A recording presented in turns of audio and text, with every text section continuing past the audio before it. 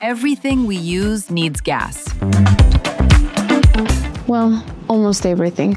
You probably don't see it, but gases are behind way more of your daily life. Let's start with the obvious ones.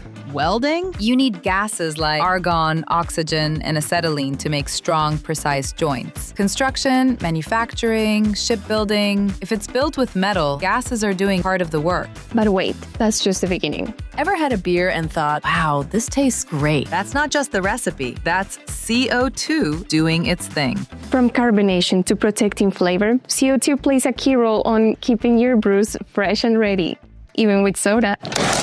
And oxygen? It's essential during the brewing process to help yeast do its magic. So yes, even your favorite drink is powered by gases. Now think about bottling and canning. Those drinks don't just magically stay fresh. Gases like nitrogen and CO2 help preserve quality, prevent oxidation, and make sure what you open tastes exactly how it should. You don't see it, but it's there. And now here's where it gets really interesting.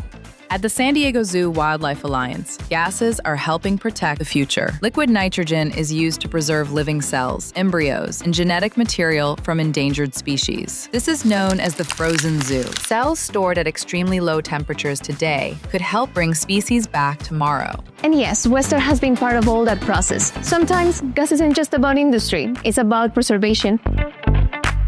So next time you see a well, take a sip of beer, or visit a zoo, remember, gases are quietly working behind the scenes. And hey, are you subscribed to our channel yet?